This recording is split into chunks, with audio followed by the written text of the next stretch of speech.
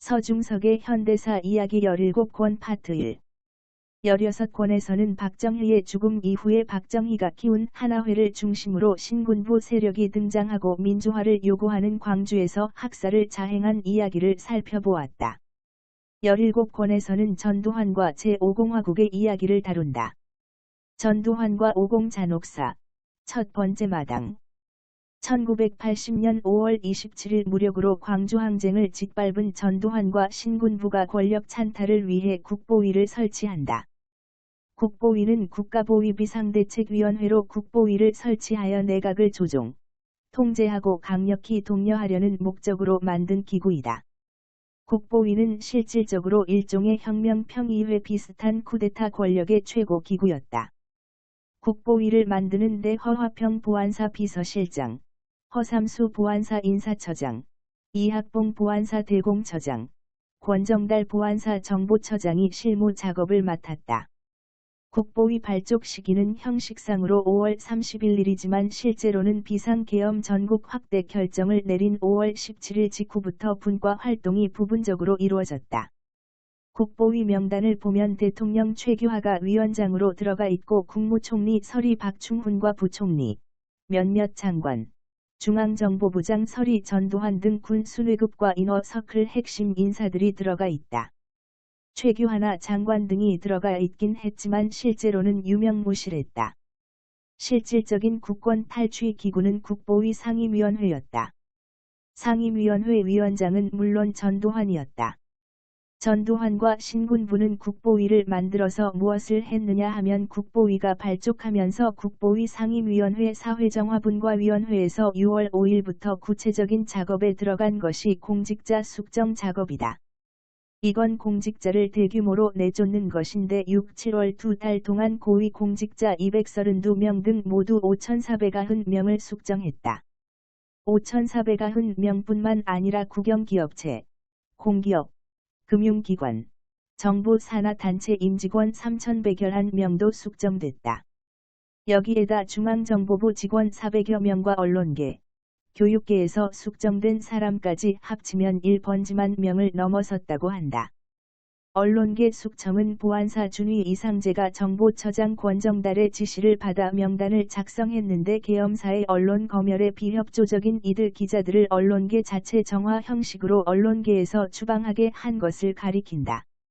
이 숙청은 계엄사의 언론 검열, 특히 광주 사태 때 있었던 보고 검열 거부, 제작 거부에 대한 보복으로 이루어졌다. 8월 16일 정부에서 작성한 언론인 정화 결과라는 문건에는 언론인 중에서 이 시기에 쫓겨난 사람이 933명으로 나와 있다. 보안사는 숙정 공직자 취업 제한처럼 정화 언론인 취업 허용 제한 기준이라는 걸 만들었다. 해직된 언론인은 언론사 및 관계단체, 공직, 국영업체, 정부 투자 및 출자 법인 등의 취업을 할 수 없도록 했다. 심지어 사기업의 홍보 및 광고 담당 요원으로 취업하는 것까지 제한했다. 933명이면 당시 기자의 30%에 해당하는 규모다. 전두환, 신군부는 1980년 7월 31일 독재 권력에 비판적이던 간행물 172종을 강제 폐간했다. 한편 정치권에서는 권력형 부정축제 혐의로 김종필이 1980년 5월 17일 밤에 연행되어 47일간 보안사 서빙고 분실에 감금됐다. 이도성 기자에 의하면 제주 감귤 농장, 서산 삼화축산, 현대경제 등 거의 전 재산을 헌납한다고 하고 7월 9일 석방됐다. 계엄사는 1980년 7월 19일 여야 정치인 17명을 연행해 조사하고 있다고 발표했다.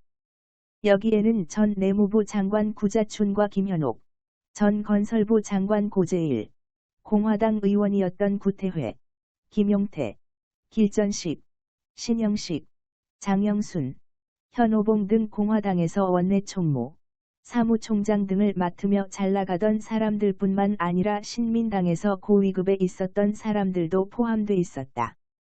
삼김은 이미 정리했다고 보고 신민당 당권에 도전했던 정혜영, 고훈문, 박영록, 원내 총무 등 당직을 맡았던 송원영, 김수환, 그리고 김영삼의 왼팔, 오른팔로 불린 최형우, 김동영 같은 사람을 비롯해 삼김 아래 급들을 싹쓸이하려 한 것이다. 이들에게 붙은 칭호는 정치 비리 부패 등 국가기강 문란자였다. 한마디로 권력 무상, 정치 무상이었다. 전두환 신군부는 이 사람들을 보안사 서빙고 분실, 국회 별관, 이때는 국회 별관으로도 끌어갔는데 거기로 끌고 가서 육군 형무소 죄수복을 입혔다. 그러고는 아주 심하게 고문을 하면서 재산을 내놓으라고 협박했다. 이도성 기자에 의하면 이들 여야 정치인을 포함해 합수부의 재산을 몰수당한 사람은 모두 74명으로 헌납 재산 규모는 1133억 원이었다. 이렇게 정치판을 두들겨 패고 부숴놓은 다음 전두환 신군부는 최규하를 끌어내리고 정치판을 새로 짜나갔다. 국보위는 교육 문제에 대해서도 나름대로 조치를 취하는데 국보위의 소위 개혁이라는 것 가운데 사람들이 환영한 것도 있었다. 교육개혁에서 과외 금지가 바로 그것이다. 1980년 7월 30일 국보위는 대입 본고사를 폐지하고 졸업정원제를 실시하는 대학 입시 제도 개혁안과 과외를 금지하는 교육 정상화 및 과열 과외 해소 방안을 발표했다. 그 내용을 보면 과외 열풍을 해소하기 위해 재학생의 과외 및 대학생과 현직 교사의 과외 지도를 금지하고 8월 1일부터 문교부, 내무부, 국세청으로 과외 단속반을 편성해 단속에 나서겠다는 것이었다. 그리고 1981학년도부터 대입 본고사를 폐지하고 고교 내신 성적과 예비고사 성적으로 신입생을 선발토록 하며 1981학년도 신입생부터 졸업정원제를 실시해서 대학 입학 인원을 첫 해에는 130%, 그 다음 해에는 150% 이렇게 늘리겠다고 했다. 그런 과외를 당장 철권으로 두들겨 패서 막겠다고 하니까 그러면 이제 과외비가 안 들어가겠네 하는 생각으로 환영하는 사람들이 많았다. 졸업정원제를 채택한 가장 큰 이유는 학생들이 공부에만 열중하게 해서 정치 문제에 관심을 갖지 못하게 하고 시위 같은 것에 참여하지 못하게 하는 데 있었다. 그건 1980년 2학기에 학도호국단을 부활시킨 것과 맞아떨어지는 것이기도 했다. 졸업정원제는 제대로 지켜지지 않았다. 대학에 입학한 학생들이 탈락하지 않고 대개는 졸업하는 데 어려움이 없었다. 사실은 이 시기쯤 와서는 대학생이 대거 증가할 수밖에 없는 면이 있었다. 그 점이 대단히 중요하다. 이렇게 대학생이 증가하고 지방의 많은 대학 또는 서울에 있는 대학에 분교가 들어선 것은 유월항쟁이 전국에서 동시다발적으로 일어나게 하는데 아주 커다란 기여를 하게 된다. 전두환 신군부의 교육 정책이 결과적으로 군부 독재를 무너뜨리는 데 큰 역할을 한다. 학생이 이렇게 많이 늘어나면서 대학 교수들도 크게 늘어났고 전체적으로 지적 수준이 상당히 향상됐다. 전두환과 오공잔혹사, 두 번째 마당. 영장 없이 6만여 명 체포, 3만 9천여 명에게 순화 교육 강제. 김덕년 이번에는 국보위에서 시행한 대표적인 사업으로 꼽히는 삼청교육대 문제가 있다. 삼청교육대는 전두환 신군부의 인권 유린과 잔혹함을 상징하는 사안이다. 당국은 1980년 8월 1일부터 12월 29일까지 6만 755명을 체포했다. 원래 2만 명 정도 체포할 것이라고 했는데 그것에 무려 3배나 체포한 것이다. 그것도 법원이 발부한 영장도 없이 그렇게 했다. 이 중 3,252명이 재판에 회부됐고 1만 7,741명이 훈방 등의 조치를 받았다.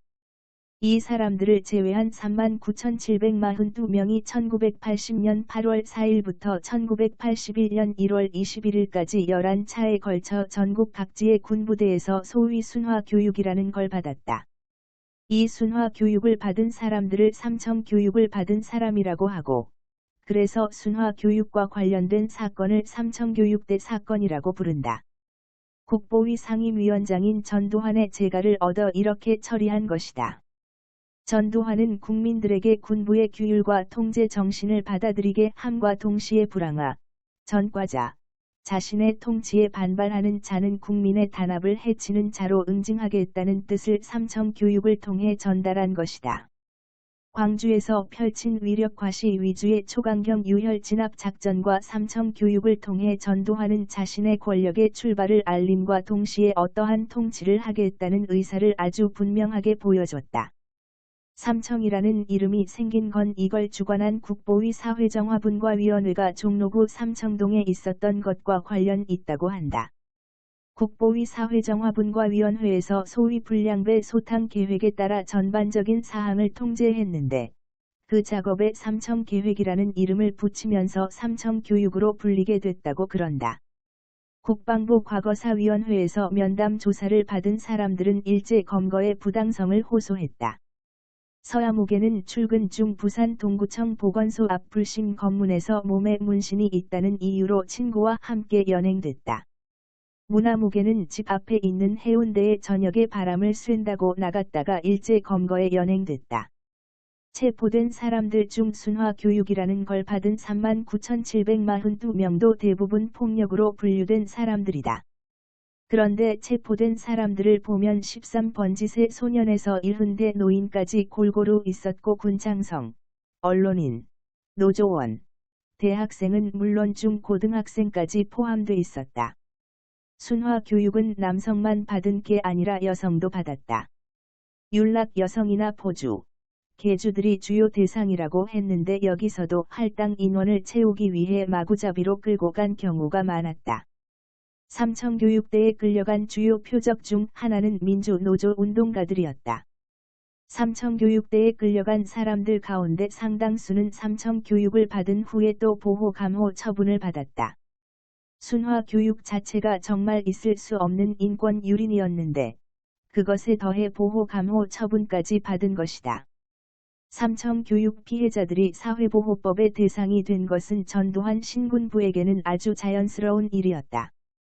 전두환 신군부는 사회보호법 부칙 제5조 1항의 순화교육을 받은 사람 중 재범 위험성이 있다고 인정되면 일정 기간 동안 또 보호-감호에 처할 수 있다는 조항을 집어넣었다. 1981년 1월 16일 사회보호위원회는 삼청교육 관련자 중 7,578명에 대해 보호-감호 처분을 내렸다. 그런데 아직 감호소 건물이 신축되지 않았기 때문에 군 시설을 대신 사용했다. 그러다가 1981년 12월 2일 청송보호감호소가 신축되자 그 직후 여기로 2,416명을 이송했다. 그러니까 사회보호법을 먼저 만들어 놓고 그 다음에 청송보호감호소를 세운 건데 감옥 못지않은 감옥과 사실상 똑같은 것에 감호소라는 이름을 붙여놓고 거기에 사회보호법이 적용된 사람들을 가둔 것이다.